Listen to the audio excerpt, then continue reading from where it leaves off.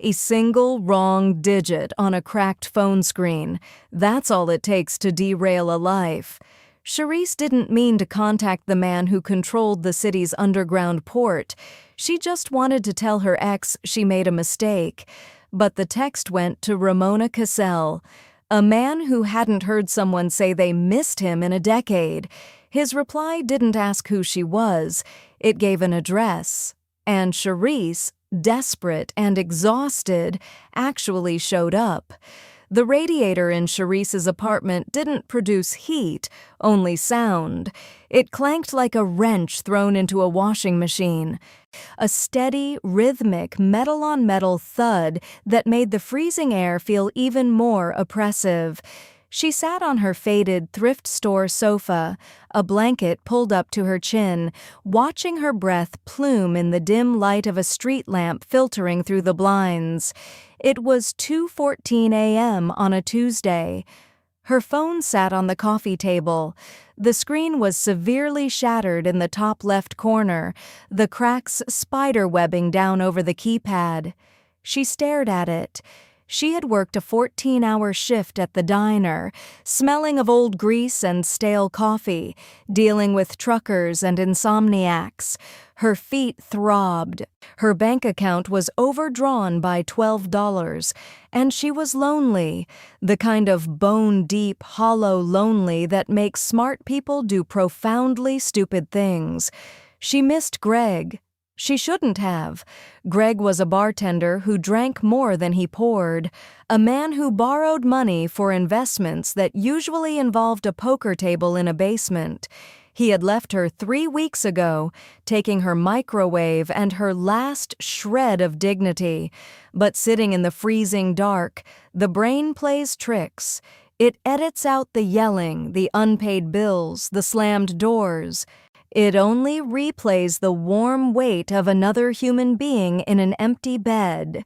She reached for the phone. Her fingers were stiff with cold. She hadn't saved his new number. He had changed it after a dispute with a bookie, but she had memorized it off a napkin he'd left on the counter. She opened a new message, typed the area code, then the rest. 442-9184. Her thumb slipped on the cracked glass, grazing the 5 instead of the 4 at the very end. She didn't notice. "I miss you," she typed. "I know I shouldn't, but I do. Please let me come over." She hit send.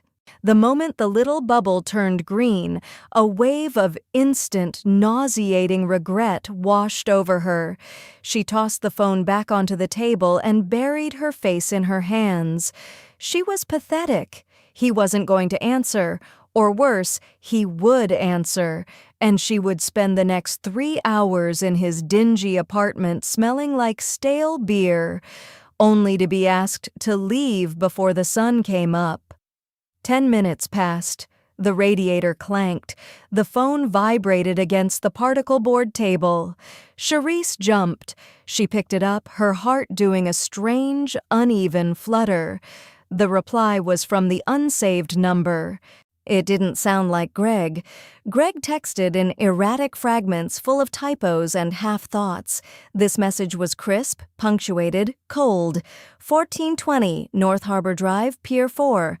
Come to the service door. 3 a.m. Do not be late. She frowned. 1420 North Harbor Drive. Greg lived in a basement out in the suburbs, miles from the water. Why was he at the harbor? He had mentioned a new gig unloading freight, something about cash under the table. Maybe he was on a night shift. Do not be late. That sounded like Greg trying to be authoritative, playing a game. Charisse looked at the clock. 2:28 a.m. The harbor was 20 minutes away if she didn't hit any red lights. She shouldn't go. Every survival instinct she possessed told her to turn off the phone, crawl under the thin mattress, and sleep it off. But the silence in the apartment was suffocating. The cold was unbearable. She just wanted to be somewhere else, anywhere else. She threw off the blanket, shoved her feet into a pair of worn leather boots, and grabbed her heavy wool coat. The drive was a blur of empty streets and blinking yellow traffic lights. The city at this hour felt entirely abandoned, a concrete shell stripped of its daytime inhabitants. As she neared the waterfront, the smell of salt and rotting seaweed leaked through the vents of her beat-up sedan. North Harbor Drive was a desolate stretch of industrial warehouses, chain-link fences, and towering cranes that looked like skeletal metal beasts against the night sky.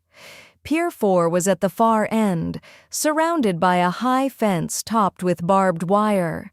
She pulled up to the gate. It was open. She drove through slowly, her headlights cutting across the cracked asphalt. She parked near a massive corrugated metal building. The service door was just a heavy steel slab set into the wall, illuminated by a single flickering yellow bulb. Charisse cut the engine. The silence was heavy, broken only by the distant lapping of water against the concrete pylons. She stepped out of the car. The wind coming off the bay was brutal, biting through her coat instantly. She walked up to the door, raised a fist, knocked. Nothing happened. She waited a full minute, shivering, hugging herself. "Greg," she called out, feeling stupid. The heavy steel door didn't open. Instead, a voice came from behind her. "Keep your hands exactly where they are." Charisse froze. The voice was deep, gravelly, and entirely lacking in warmth. It was not Greg.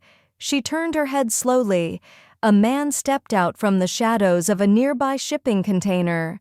He was tall, broad-shouldered, wearing a dark peacoat. In his right hand, resting casually against his thigh, was a suppressed handgun. "Turn around," he said. Charisse's throat closed up. She turned. "Phone," the man demanded. She fumbled in her pocket with trembling fingers, pulling out her cracked phone and holding it out. The man snatched it. He tapped the screen, glancing at it, then looked at her. His eyes were dead, analytical. "Who sent you?" he asked. "Sent me?" Charisse's voice cracked. "Nobody. I'm here to see Greg." "There's no Greg here." The man stepped closer, patting her down quickly and efficiently, checking her coat pockets and her waistline. "You sent the message to the boss." "The boss?" Panic was a cold wire tightening around her lungs. "I don't know what you're talking about. I sent a text to my ex-boyfriend. I think I got the wrong number." The man stared at her for a long moment. He pressed a small earpiece deeper into his ear. "Got a girl here," he murmured into a microphone hidden in his collar. "Unarmed claims she's a wrong number looking for a boyfriend." "Yeah. Okay." He lowered his hand and gestured toward the steel door. It clicked and swung inward on well-oiled hinges. "Inside," he said. "I'd rather just go home," Charisse whispered, her eyes darting toward her car. The man raised the gun an inch. It wasn't a threat so much as a factual statement of how things were going to proceed. Inside, the interior of the warehouse didn't look like a loading dock. It was hollowed out, but the center of the massive space had been converted into a makeshift high-end office suite. Glass walls stood in stark contrast to the rusted steel beams overhead. The floor was polished concrete. Leather furniture sat on expensive rugs. The smell of the ocean was replaced by the scent of fresh espresso and old paper. Charisse was escorted up a short flight of metal stairs and pushed gently into the glass-walled room.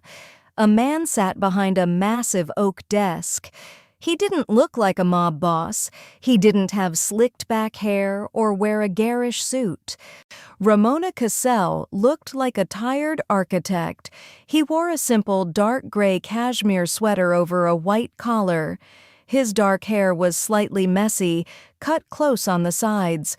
He was in his mid-30s, his face sharply angled, a shadow of stubble along his jaw. He was reading a stack of manifests, a pen twirling absently between his fingers. He didn't look up when she entered. "Sit," he said.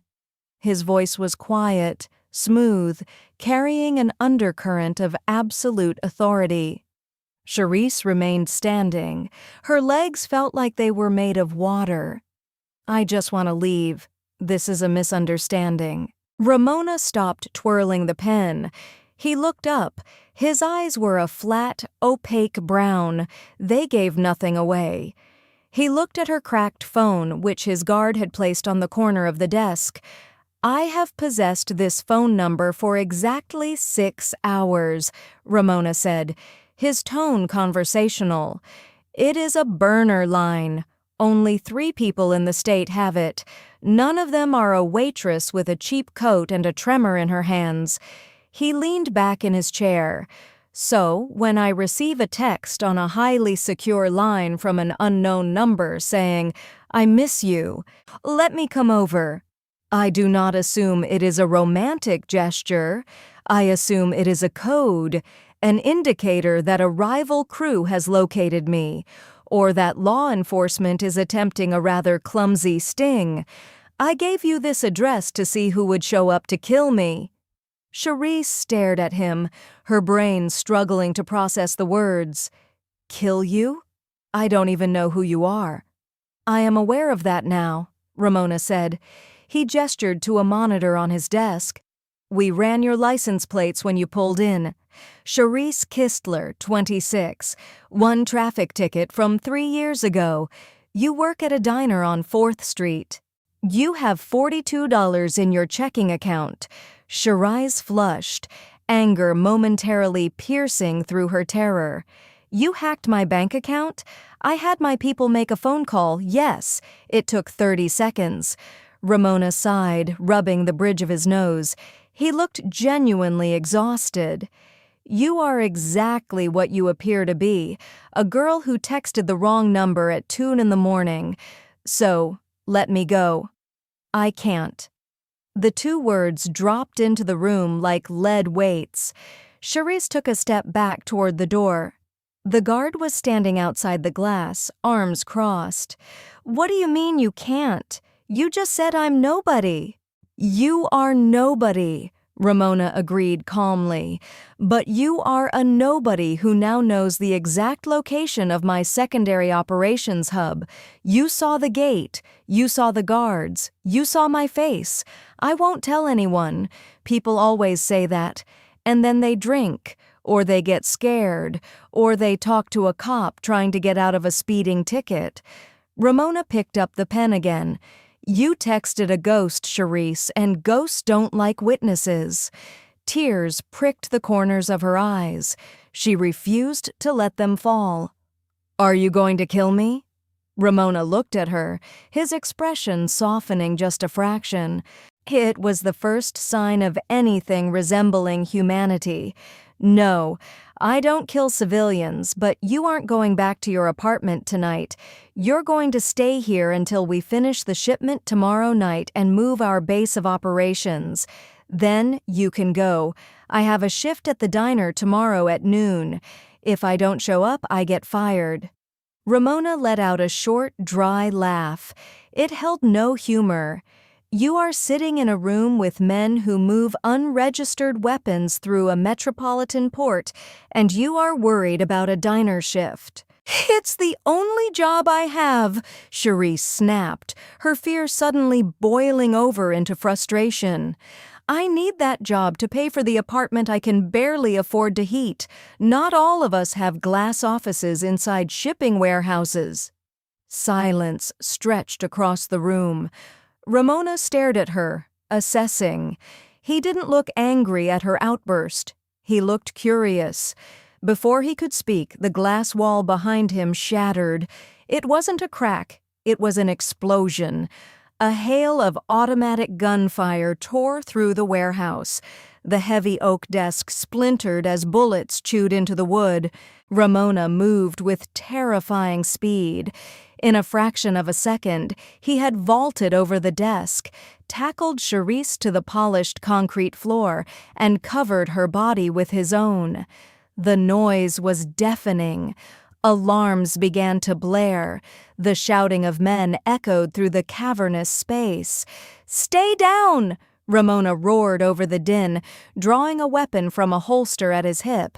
Charisse curled into a ball, pressing her hands over her ears, screaming. The world had gone mad. Concrete dust rained down on them. The smell of cordite and burning electrical wire filled the air. Ramona fired back blindly over the ruined desk. He grabbed Charisse by the collar of her coat. "Move! Now!" He dragged her toward a heavy steel door at the back of the office. She scrambled on her hands and knees, cutting her palms on the shattered glass. Bullets ricocheted off the metal doorframe as Ramona shoved her inside and slammed the door shut, throwing a heavy deadbolt. They were in a small, windowless room lined with server racks. The sound of the gunfire was muffled here, reduced to a heavy, rhythmic thumping against the reinforced steel. Ramona leaned against the door, breathing heavily. He checked his weapon, popping the magazine out and slamming it back in. He looked down at Charisse, who was curled on the floor, shaking uncontrollably, blood dripping from a cut on her hand. "Well," Ramona said grimly, the cynical edge returning to his voice, "it seems my location was compromised after all. Good thing you showed up to test the security." The shooting stopped after exactly 4 minutes. To Charisse, shivering on the floor of the server room, it felt like 4 hours. Every muffled crack of gunfire made her flinch. She had never heard a gun fired in real life. It didn't sound like the movies. It was louder, flatter, more violent. It sounded like the air itself was being ripped apart. Ramona didn't flinch. He stood near the door, entirely still, his head tilted as he listened to the rhythm of the violence outside. He was tracking the shots, recognizing the distinct pops of different calibers. When the silence finally settled, thick and heavy, Ramona keyed his radio. "Status!" Static hissed, then a voice out of breath. "Clear, boss." It was the Petrov crew. 3 vehicles breached the north gate. "We repelled them. 2 of ours down, 4 of theirs." Ramona's jaw tightened. "Secure the perimeter, start the scrub. We move everything in 1 hour." He turned off the radio and looked down at Charisse. She was clutching her bleeding hand to her chest, her eyes wide, staring at him as if he were a monster. To her, he supposed he was. "Get up," he said, offering his free hand. She shrank back. "Don't touch me." Ramona dropped his hand. He didn't have time for bedside manners. "They missed the main target, which means they'll fall back and watch the roads. It's not safe to leave through the front. We are leaving through the water tunnels. You are coming with me." "No," Charisse said, finding her voice. "I'm leaving. I'm getting in my car and I'm driving home." "Your car is full of holes, Charisse," Ramona stated flatly. "It was parked directly in their line of fire. It's a miracle it hasn't caught fire. Furthermore, the police will be here in less than 10 minutes. If you are here when they arrive, you will be arrested in a warehouse filled with illegal arms. You will go to federal prison. Do you understand?" Charisse blinked. The reality of the situation crashed down on her heavier than the freezing temperature of her apartment. She was trapped. She had texted a stranger, and now she was an accessory to a mob war. She stood up slowly, her knees wobbling. "Where are we going?" "A safe house. You will stay there until this is resolved." "And then?" "And then I'll figure out what to do with you," Ramona said. He opened the heavy steel door. The office was destroyed. Glass littered the floor like ice. The smell of gunpowder was choking. Ramona guided her by the elbow, steering her away from the shattered windows and toward a trap door set into the floor near the rear loading bay. They climbed down a rusting iron ladder into the damp, echoing darkness of the city's old storm drain system. The water was ankle-deep and freezing. Charisse gasped as it soaked through her boots, but she kept moving. She didn't have a choice. Ramona walked ahead of her, a flashlight in one hand, his gun in the other. "Why didn't you just let them shoot me?" Charisse asked, the words tumbling out before she could stop them. Her teeth were chattering. "I'm a liability. You said it yourself. Ghosts don't like witnesses." Ramona kept his eyes on the tunnel ahead. "Because I don't kill civilians, and because, against all logic, you saved my life." Charisse stopped walking. "What?" Ramona paused, turning the flashlight slightly so it illuminated the concrete wall, not blinding her. "If you hadn't sent that text, I would have been asleep in my apartment across town. The Petrovs knew my schedule. They hit my apartment at the exact same time they hit the warehouse. My men just confirmed it. If I was home, I would be dead. But I came here to wait for the person who texted my secure line." He looked at her, his dark eyes unreadable in the dim light. "Your wrong number pulled me out of a kill zone, Charisse. You inadvertently did me a massive favor." Charisse stared at him, shivering. "So we're even?" Ramona gave a short, cynical laugh. "In my world, a life debt is not settled with a 'we're even.' I owe you, and I don't like owing people. It makes things messy." "I don't want anything from you," she said, her voice shaking. "I just want my life back."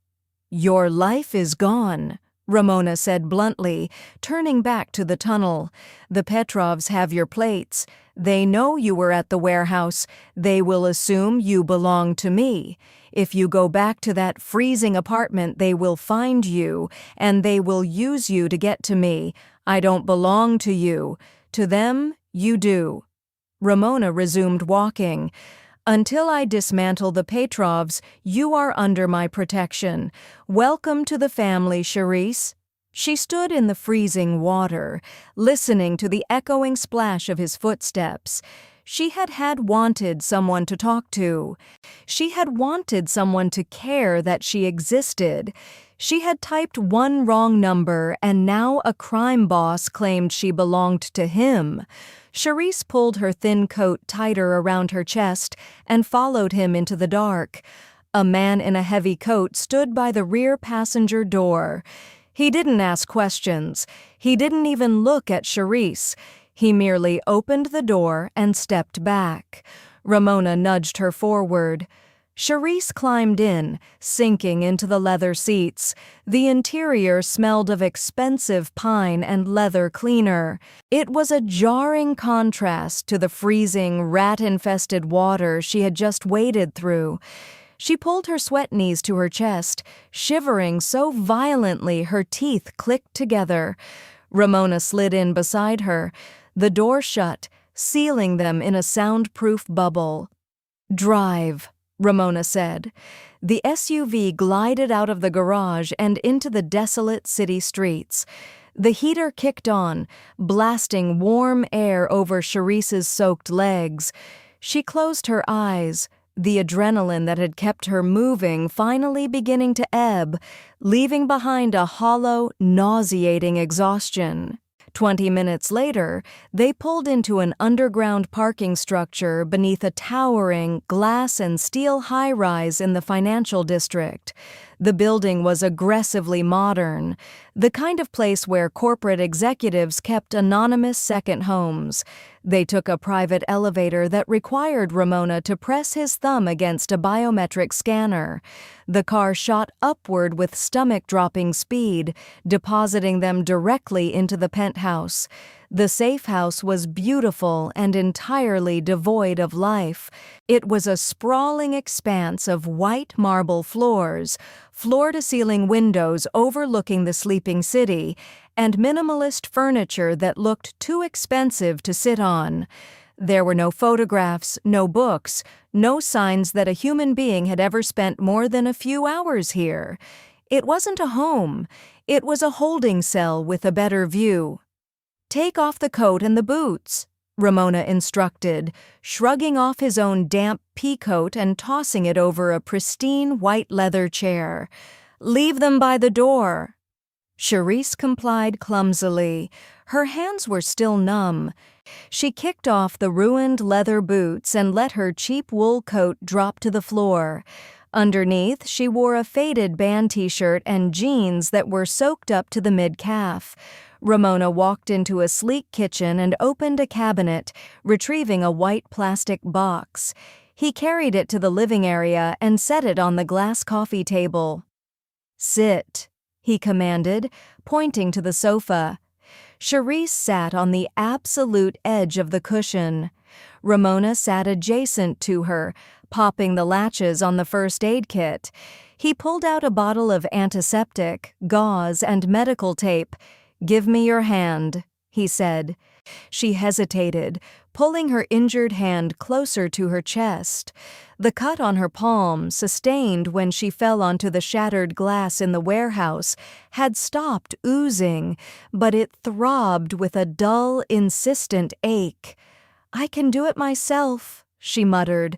"Your hands are shaking too much. Give it to me." It wasn't a request. Therese extended her arm. Ramona's grip was firm, his fingers warm and rough against her freezing skin. He examined the jagged slice across her palm with the clinical detachment of a mechanic inspecting a frayed wire. He poured the clear liquid over the wound. It stung with a vicious, sudden fire. Therese hissed, trying to pull away, but Ramona held her wrist tightly. "Hold still. There's concrete dust in it," he said, taking a cotton pad and wiping away the debris. "You're enjoying this," she accused, glaring at him. "I assure you, acting as a nurse to a waitress who doesn't know how to verify a phone number was not on my agenda for tonight," Ramona replied smoothly. He began wrapping the gauze around her palm, moving with practiced efficiency.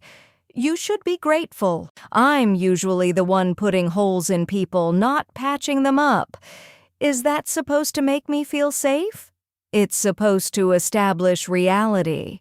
He taped the gauze secure and released her hand.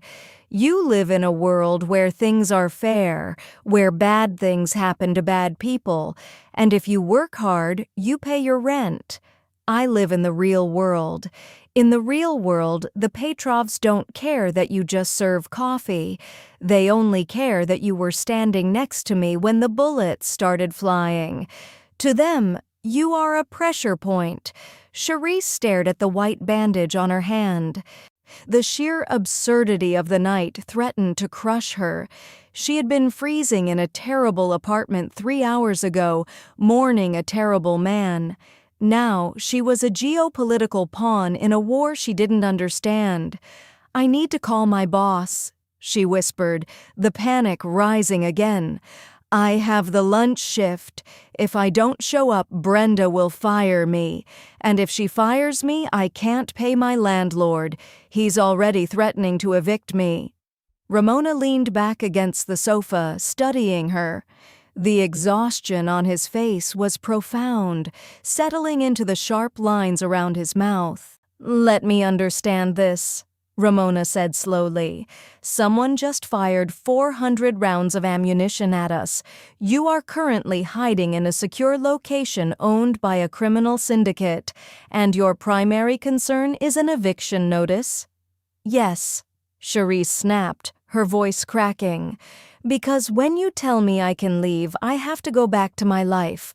I don't have a safety net, I don't have savings. I have that job and that terrible apartment. If I lose them, I am on the street. You might not understand that from up here in your glass tower, but a missed shift ruins my life just as thoroughly as a bullet." Ramona stared at her for a long, quiet minute. The cynicism in her voice wasn't an act. It was the desperate, clawing reality of someone who had spent their entire life standing on a ledge.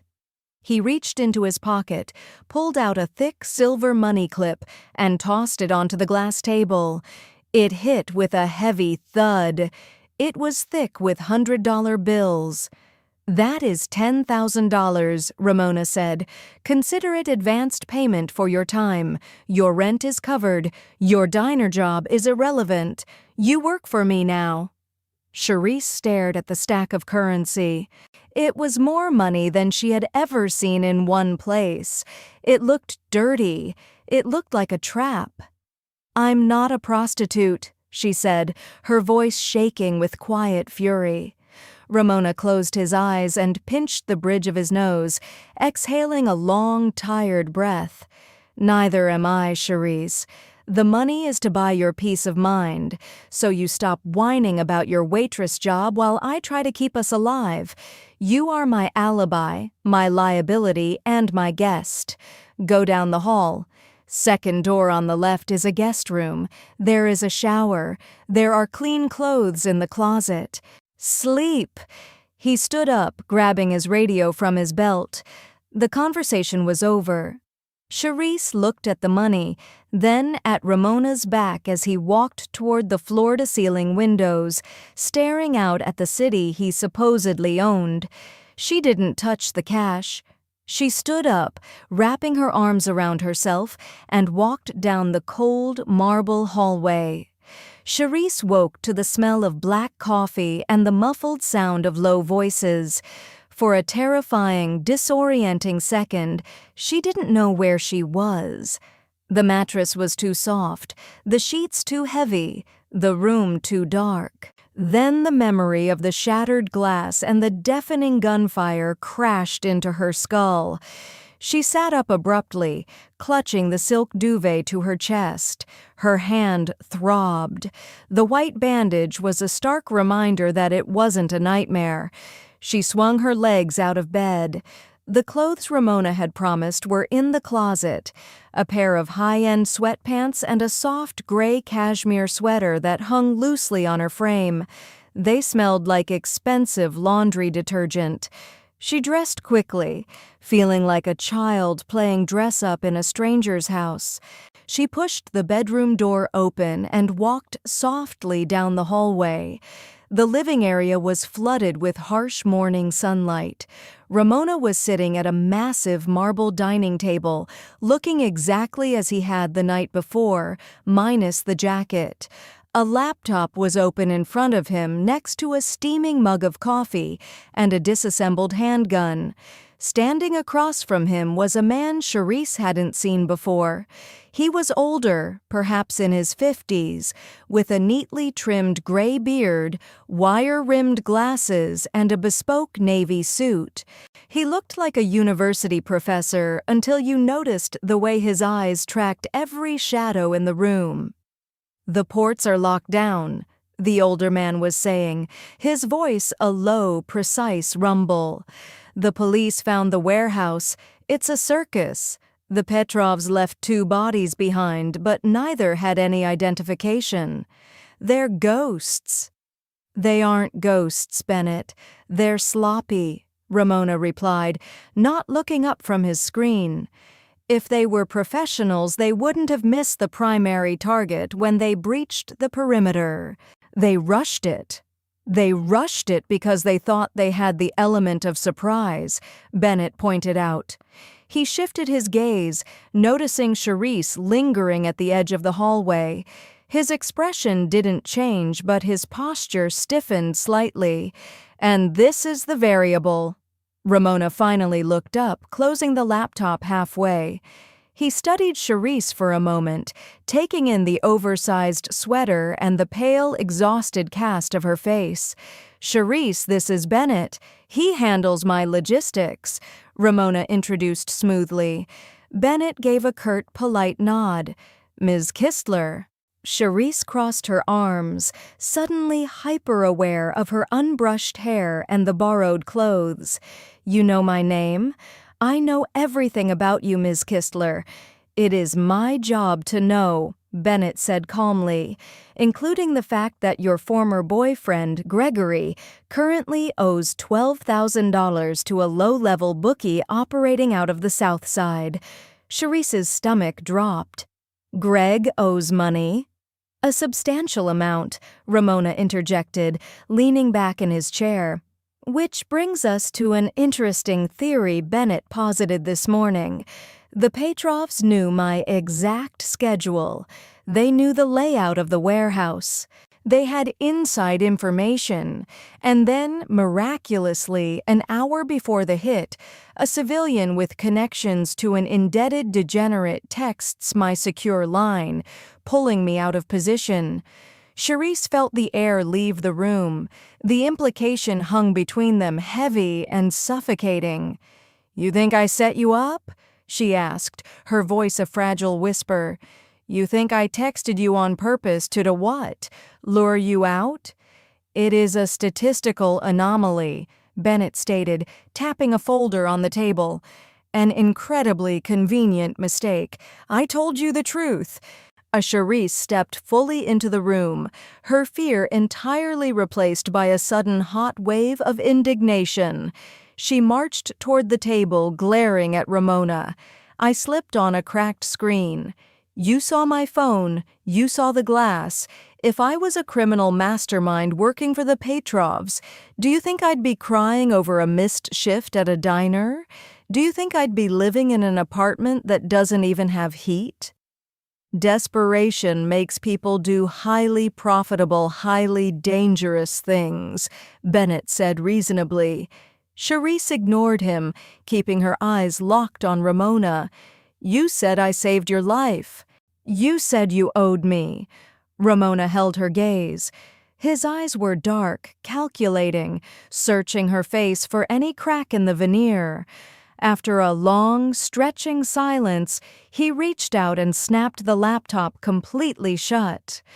"Bennett is paid to be paranoid," Ramona said quietly. "If I thought you were working for the Petrovs, you wouldn't have woken up this morning in a guest room." Bennett sighed, a barely audible sound of disapproval. "Ramona!" "She's clear, Bennett. Drop it." Ramona's voice brooked no argument. It was the tone of a man who commanded absolute obedience. He gestured to a silver carafe on the kitchen counter. "There's coffee, Charisse. Drink it. We have a long day." Charisse didn't move toward the coffee. She stayed planted in front of the table. "You said I work for you now. What does that mean?" Ramona picked up a cloth and began carefully wiping down the slide of the disassembled handgun. "It means you are going to stay out of sight and you are going to do exactly what you are told until I eliminate the threat against us." "And what if I don't want to just sit in a cage and wait for you to fix it?" she challenged. Ramona paused, the cloth halfway down the metal barrel.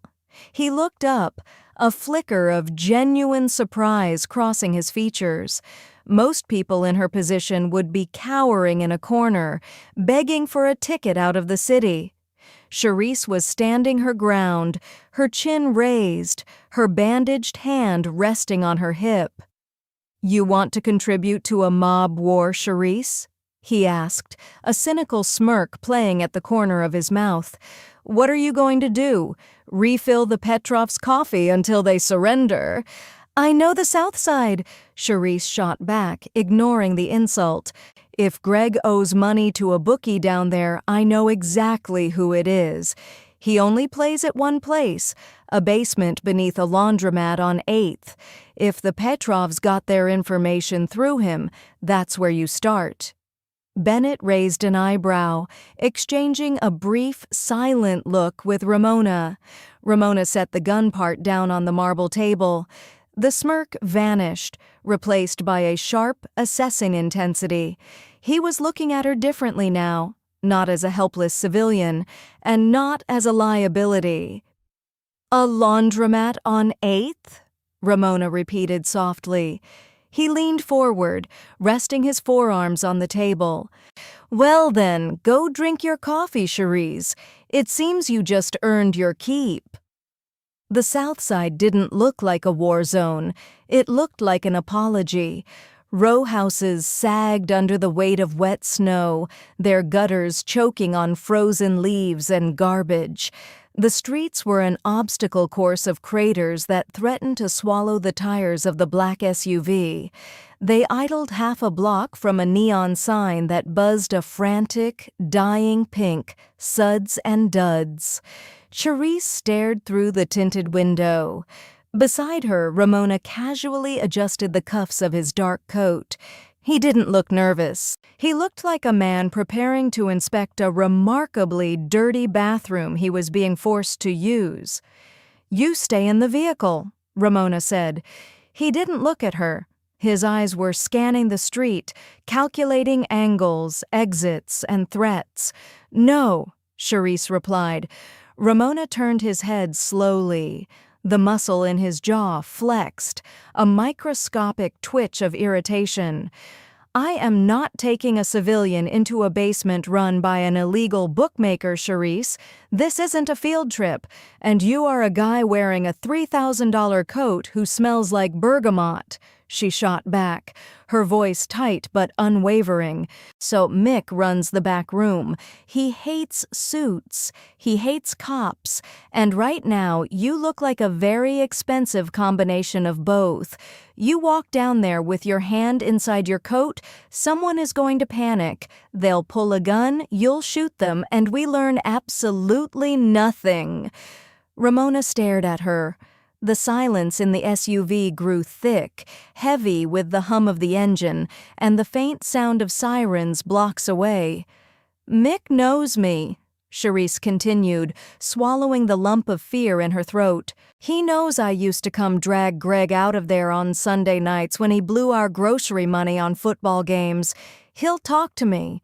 Ramona tapped a rhythm on his knee. He keyed the radio hidden in his collar. "Hold position," he murmured to the men waiting in a trailing sedan. He looked back at Cherise, his opaque brown eyes stripping her down to her nerve endings. "You walk in front of me. You do not raise your voice. If I tap your shoulder, you drop to the floor immediately. Do you understand?" "Yes." The air inside the laundromat was a physical weight, thick with humidity and the suffocating scent of cheap floral detergent. A few exhausted people sat on plastic chairs, staring blankly at the spinning drums of industrial washers. Cherise walked past them, keeping her chin up, aiming straight for a heavy, unmarked fire door at the back of the building. Ramona followed, a silent, imposing shadow that seemed to swallow the fluorescent light. She knocked on the metal door, 3 sharp raps, a pause, then 2 more. Greg's old code. The heavy deadbolt clicked. The door opened a fraction, revealing a face that looked like a crushed catcher's mitt. "We're closed to the public," the man grunted, chewing on a toothpick. "Tell Mick it's Cherise," she said, wrapping her arms around her chest. "Greg's ex." The man paused, looking past her shoulder to Ramona. His eyes narrowed instantly, his posture stiffening. "He's with me," Cherise said, striving for a tone of utter exhaustion. "He's the guy holding in Greg's paper from the East Side. We need to talk about his debts now." The bouncer hesitated, then pulled the door open. The basement was a sensory assault. The air was blue with stale cigar smoke, smelling heavily of spilled beer, sweat, and the low, frantic murmur of desperate men betting money they didn't have. Flickering overhead lights illuminated green felt tables. In the far corner, behind a wire mesh cage that looked like a bank teller's window from hell, sat Mick. He was a grossly overweight man with a shining bald head and a surprisingly neat mustache counting stacks of wrinkled bills. He looked up as Charisse approached the cage. "Well, if it ain't the ball and chain?" Mick wheezed, leaning back in a squeaking leather office chair. "Greg ain't been here in a week, sweetheart. You're out of luck and you look terrible." "I'm not looking for him, Mick," Charisse said, resting her hands on the narrow wooden counter in front of the wire mesh. Her bandaged palm throbbed in time with her pulse. "I'm looking for information." Mick's gaze drifted to Ramona. Ramona stood exactly 3 FT behind Charisse, perfectly still, his hands resting easily in the pockets of his coat. Mick wasn't stupid. He ran a basement casino in the worst part of the city. He recognized lethal danger when it walked into his room wearing tailored clothes. "Who's the stiff?" Mick asked, his voice losing its jovial, mocking edge. "I'm the man who wants to know how a degenerate gambler paid off a $12,000 deficit 3 days ago," Ramona said. His voice barely carried over the noise of the room, but its pitch was designed to cut through the air like a straight razor. Mick swallowed hard, a bead of sweat tracing the curve of his bald head. "Privacy policy, pal. I don't discuss my clients' finances with strangers." Ramona took a single step forward. He didn't draw a weapon. He didn't raise his voice. He simply removed his right hand from his pocket and placed it flat on the wooden counter. The movement was so deliberate, so laden with the promise of violence, that the betting table nearest to them went entirely dead silent. Cards stopped flipping. Dice stopped rolling. "My name is Ramona Cassell," he said quietly. "A group of Russians shot up my warehouse last night. Someone told them where to find me. Your ledger says Greg suddenly came into cash the day before. Now, you can either tell me who he sold the information to, or I can have my men weld that fire door shut and burn this building to the foundation with you locked inside this cage." Mick's face drained of color, leaving him looking like a bloated corpse. The street-tough bluster vanished instantly. He looked at Charisse, his eyes wide and desperate. "Charisse, Jesus, I didn't know." "Who did he talk to, Mick?" she asked, her voice turning ice-cold. She felt no pity for him. "A guy named Yuri," Mick stammered, raising his hands in a placating gesture. "One of the Petrov lieutenants. Greg drinks with a dock worker who unloads freight at Pier 4. The guy was complaining about a massive off-the-books shipment coming in. Lots of security. Greg didn't know it was you, Castle. I swear to God, he just knew it was a big score moving through the port and he sold the rumor to Yuri to clear his debt. That's it. That's all he knew." Ramona stared at him for 3 agonizing seconds. He absorbed the information, his face an unreadable mask. Then he reached out and tapped Charisse's shoulder. "We're done," Ramona said. They turned and walked out in silence, leaving the terrified, stale air of the basement behind them. The doors of the SUV thumped shut, sealing them back in the quiet, leather-scented cocoon. The driver put the car in gear, pulling away from the curb before Ramona even gave the order. Charisse stared out the window at the passing grime of the city. The heater blew warm air over her face, thawing the chill from the laundromat, but internally she felt entirely numb. $12,000. That was the going rate.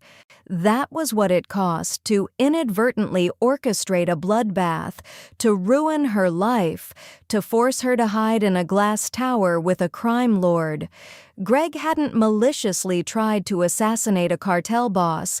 He had just been greedy, careless, and stupid. It was almost worse than if it had been a calculated plot. Her life had been derailed by a man who couldn't balance a checkbook, selling bar gossip to a Russian mobster just to keep his kneecaps intact. "Are you going to kill him?" she asked softly, not turning her head from the window. Ramona was typing a rapid message on a heavily encrypted phone. Greg? No, he's a symptom, not the disease. The Petrovs are the disease. Greg will end up in a ditch eventually by his own design. I don't need to waste a bullet on him. He sold you out for 12 grand. He sold a rumor, Ramona corrected, hitting send and sliding the phone into his interior pocket. He didn't know my name was attached. The Petrovs put the pieces together. It's business. Charisse finally turned to look at him.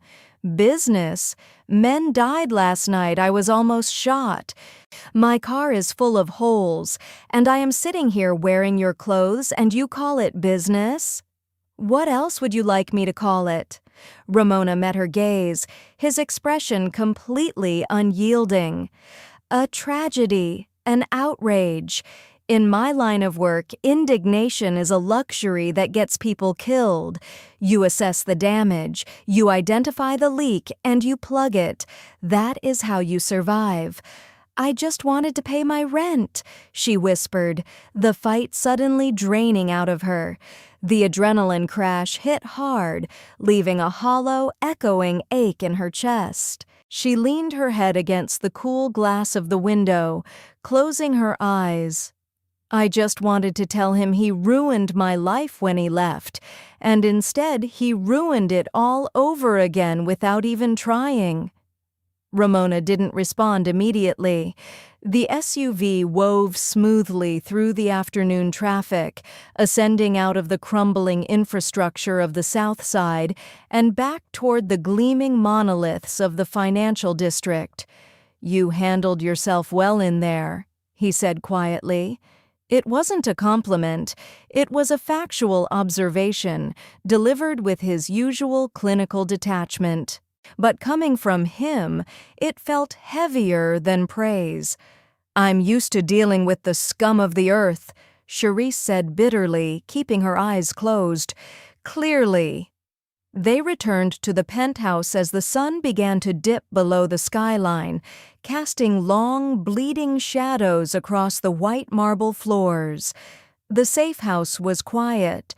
Bennett had left to coordinate the impending retaliation, leaving them entirely alone in the sky. Charisse walked into the sleek kitchen and opened the stainless steel refrigerator. It was stocked with rows of bottled water and imported dark glass beer. She grabbed a bottle, twisted the cap off with her good hand, and took a long drink. It was incredibly cold and intensely bitter. It grounded her, bringing her back to her physical body. She turned around to find Ramona leaning against the kitchen island watching her. He had shed his heavy coat and rolled up the sleeves of his dark cashmere sweater, revealing faint, jagged scars running along his forearms. He looked exhausted. It was a bone-weary, soul-deep fatigue that sleep couldn't fix. "Do you want one?" she asked, holding up the bottle. "No. I need a clear head." He rubbed the back of his neck, staring down at the polished marble counter. The Petrovs know their hit failed last night, which means they know retaliation is coming. They will bunker down. The city is going to be very loud tonight. And where does that leave me? Right here. Ramona pushed off the island and walked slowly toward the massive floor-to-ceiling windows. He looked out over the sprawling grid of the city, a kingdom of concrete, glass, and artificial light. You stay in the penthouse until I tell you it's safe to leave.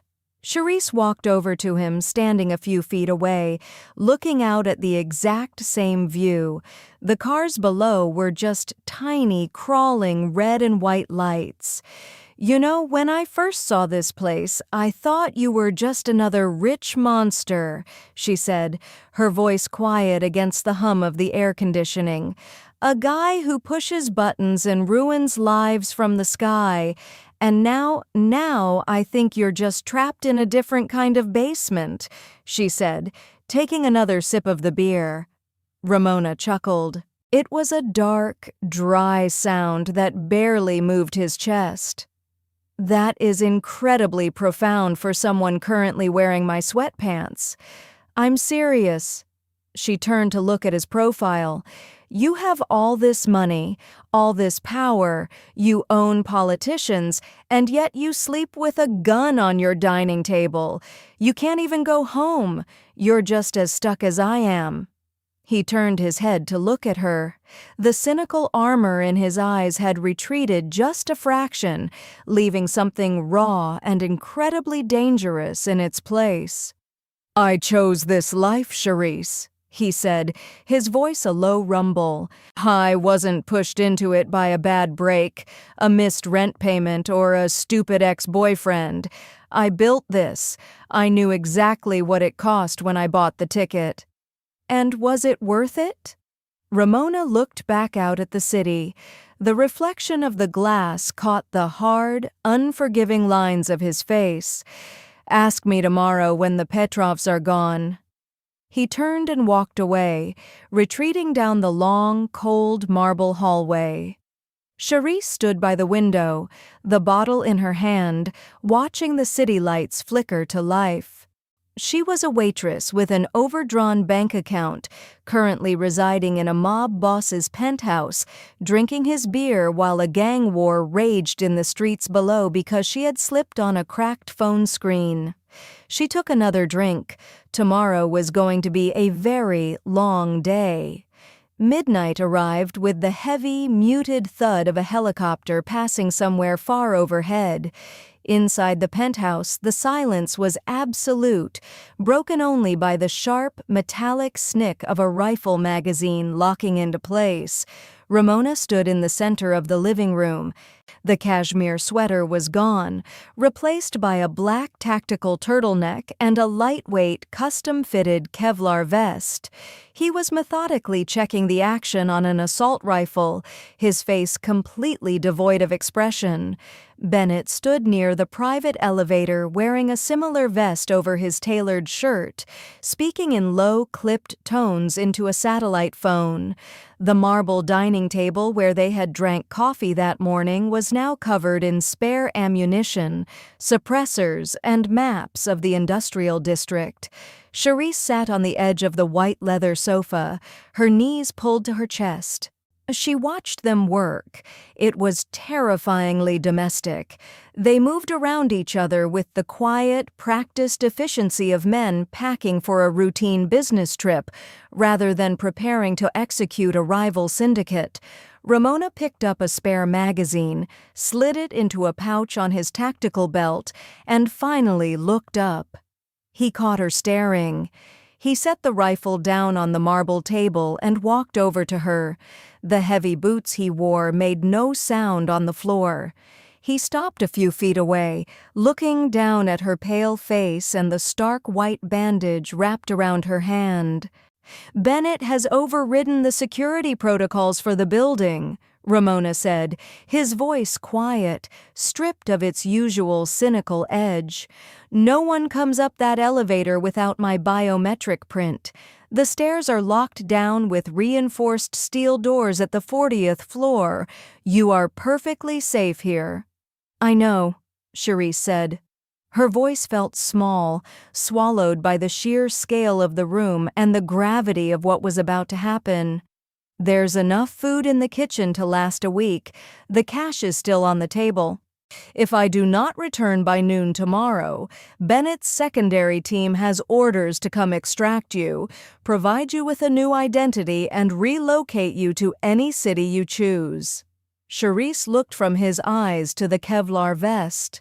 You're planning on not coming back. I'm planning for all statistical probabilities, Ramona corrected smoothly.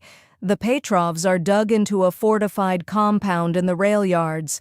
They have heavy weapons and a numerical advantage. It will not be a clean extraction. He reached into his pocket and pulled out a small, heavy, black object. He held it out to her. It was a compact 9mm pistol. Charisse shrank back slightly. I don't know how to use that. You point it and you pull the trigger, Ramona said flatly. He took her unbandaged hand, placed the cold metal grip against her palm, and closed her fingers around it. Safety is off. It is loaded. Keep it next to you. If someone comes through those elevator doors and it isn't me or Bennett, you empty the magazine." The gun was heavy. It felt like a physical manifestation of the world she had accidentally tripped into. She looked up at him, her throat tight. Ramona. It was the first time she had used his name. He paused, his dark eyes locking onto hers. Don't die because of my stupid ex-boyfriend," she whispered. The corner of Ramona's mouth twitched, a ghost of a smile, tired and profoundly cynical. "I assure you, Charisse, if I die tonight, it is because I made a tactical error, not because of a bartender." He turned away, walking back to the table. He slung the rifle strap over his shoulder. Bennett nodded, ending his call and stepping into the open elevator. Ramona stepped in beside him. He didn't look back. The steel doors slid shut, sealing seamlessly, leaving Charisse completely alone in the sky. Gunfire was immediate. It demanded action, survival, adrenaline. Waiting in the dead silence of the glass tower was a slow, agonizing corrosion of the nerves. Charisse paced the length of the penthouse, the heavy little pistol clutched in her good hand. She walked from the kitchen to the floor-to-ceiling windows, staring down at the grid of the city, searching for a flash of light, a plume of smoke, anything that would indicate what was happening in the dark. By 3 a.m., she turned on the massive flat-screen television, keeping the volume barely above a whisper. The local news cycled through weather patterns and political scandals. At 4:15 a.m., the breaking news banner flashed across the bottom of the screen. Massive industrial fire in South Rail Yards, multiple explosions reported. The screen cut to shaky, distant footage of towering orange flames licking the night sky, thick black smoke billowing upward. The newscaster's voice was tense, talking about an underground gas line rupture, warning residents to stay indoors. Charisse sank onto the floor in front of the television, the cold marble seeping through her borrowed sweatpants. A gas line rupture. It was a lie, a neat, digestible fiction fed to a city that didn't want to know the truth. She knew exactly what was burning. She sat there for hours, watching the flames on the screen slowly die down to smoldering ash as the sun began to aggressively bleed over the horizon. The sky turned a bruised purple, then a pale, washed-out gray. The clock on the wall read 7:30 a.m. Her diner shift started in 4 1/2 hours. The thought invaded her brain, absurd and entirely irrelevant. Brenda would be angry. The landlord would tape the eviction notice to her door. Her life, her miserable, freezing, exhausting life was waiting for her out there. She looked at the thick stack of $100 bills sitting on the glass coffee table. $10,000. She could take it, walk out the front door, and never look back. She could pay her rent for a year. She could buy a new car. She could fix the cracked screen on her phone. But as she stared at the money, a hollow realization settled into her bones. She didn't want her old life back, the cold apartment, the smell of stale coffee, the hollow, gnawing loneliness that had driven her to text a ghost in the middle of the night. It all felt like a faded photograph of someone else. In the span of 30 hours, Ramona Cassell had dragged her into a nightmare, but he had also shielded her with his own body. He had treated her not as a victim, but as a variable. He had seen her. She set the heavy pistol on the coffee table next to the money. She wrapped her arms around her knees, leaned her head back against the sofa, and waited. The soft electronic chime of the biometric lock echoed through the penthouse at 8:42 a.m. Charisse shot up from the floor, her heart hammering wildly against her ribs. She stared at the brushed steel doors of the private elevator. A green light flashed above the scanner. The doors slid open. Ramona stepped out. He was entirely alone. He didn't look like an untouchable crime lord. He looked like a man who had survived a car crash. The Kevlar vest was gone. His black turtleneck was torn at the shoulder, the fabric stiff with dried blood. His face was covered in a thick layer of soot, concrete dust, and exhaustion. He held a hand pressed hard against his ribs on his left side, his breathing shallow and uneven. He walked 2 steps into the room, saw Charisse standing by the coffee table, and stopped. "Bennett?" she asked, her voice trembling. "Taking care of the cleanup," Ramona rasped. He coughed, wincing heavily, leaning against the kitchen island for support. "The police will find a tragic accident involving unregulated chemical storage. The Petrovs are no longer a concern." He pushed off the counter and limped heavily towards the living area, bypassing the pristine white chairs and collapsing onto the sofa with a heavy, pained groan. He leaned his head back against the leather, closing his eyes. Charisse stood frozen for a second, then her instincts kicked in. She ran to the kitchen, grabbed a clean towel, ran it under cold water, and rushed back to the living room. She bypassed the first aid kit, went straight to the liquor cabinet Ramona kept near the window, grabbed a bottle of expensive bourbon, and brought it all to the table. She knelt beside the sofa. "Look at me." Ramona opened one eye. The opaque, calculating wall was gone, replaced by raw, unfiltered fatigue. "You're still here?" "Of course I'm still here.